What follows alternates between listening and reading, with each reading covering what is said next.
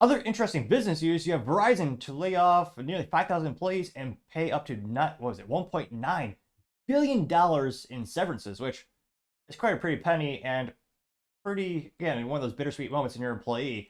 Happened to a lot of my colleagues when they used to work at Hewlett Packard Enterprise. Is one of those things where a lot of them would always joke in terms of you don't get fired, but you do get paid to leave more often than not when you're in your tenure at the company. Some of them it's almost like they're wishing it. We used to call it almost like a perverse HPE lottery. When you get up there in age, they just pay you a lot of money just to leave. Now, interesting enough, this comes to us thanks to a website by the name of Bazinga. And actually, so let me pull it up here. Anu Hashua is the writer over there. They say, quote, Verizon to record up to $1.9 billion in costs for layoffs, asset sales in Q3. Now, they say, quote, Verizon to book 1.7 to 1.9 billion severance charges in Q3 2024. Over half of the 4,800 layoffs expected to exit in September.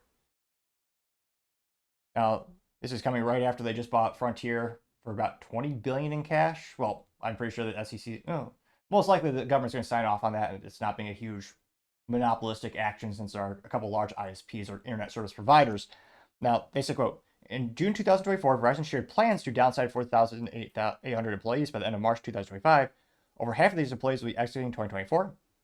September, Verizon plans to discontinue certain real estate assets and exit non-strategic portions of certain businesses, leading to asset and business rationalization charges of $230 million and $380 million in the third quarter 2024. In July, Verizon reported a top-line growth of 0.6%, which is not a big percentage, but in dollar amount, that's increased to $32.8 billion. Now, they did miss the consensus estimates of $33.1 billion. The company ended the quarter with 11.5 million broadband subscribers, up 17.2%. Postpaid phone net additions were 148,000, beating consensus estimates of 118,000. They also said, oh yeah, I was right, they're going to buy Frontier for $20 billion to boost their fiber and wireless services. Again, finance is always 2020, especially stocks. That's why I don't give financial advice on the show. Looks like the stock's up 28% in the past 12 months, which, yeah, I didn't see that coming considering, again, they do have competition. And, I mean, T-Mobile and AT&T have a big market share. I don't know. And again, anecdotal evidence, a lot of the smaller ones like Mint Mobile, which again, that was subsequently bought by Sprint, which is subsequently bought by T-Mobile. Well, they've been chewing up a lot of the entry-level market share, entry-level prospective clients when it comes to that types of folks. So, interesting enough, it looks like Verizon's, I mean, that's going to cost them, that's a pretty penny to pay employees to leave. But again, long term, it's going to save a lot of money. And many of these instances, many of these roles are being automated and outsourced, thereby decreasing the demand for the business to keep those core roles there, or what used to be core roles.